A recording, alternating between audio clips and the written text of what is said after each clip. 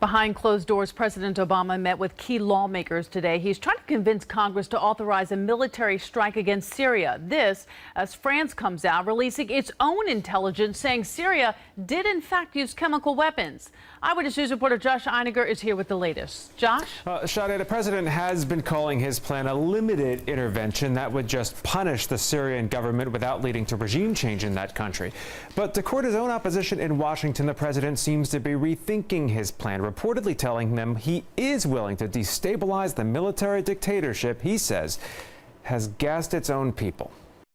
It was a high-stakes meeting in the White House today. President Obama trying to convince political rivals John McCain and Lindsey Graham to galvanize Congress behind his plan to bomb Syria. And it looks like it worked. If the Congress were to reject a resolution like this, after the President of the United States has already committed to action, the consequences would be catastrophic. I can't sell another Iraq or Afghanistan because I don't want to.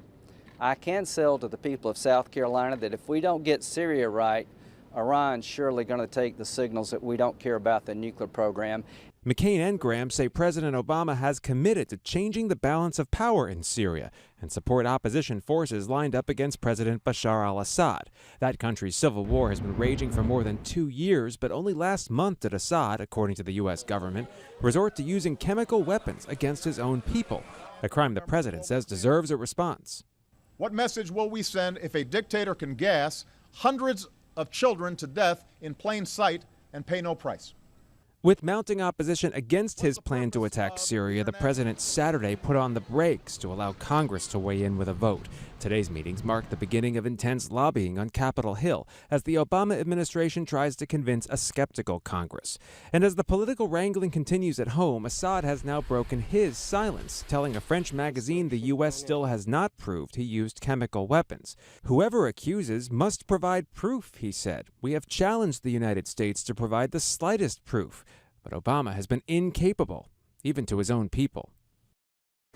In the meantime, earlier today, a web hacking group sympathetic to the Assad regime managed to take control of the U.S. Marines website, replacing it with this message to American troops. Among other things, says Obama is a traitor who wants to put your lives in danger, obviously trying to send a message to the U.S. troops. But the president is undeterred. He will continue his full court press on Capitol Hill tomorrow, meeting personally with even more key members of congressional leadership from both parties as he pushes for their authorization to act.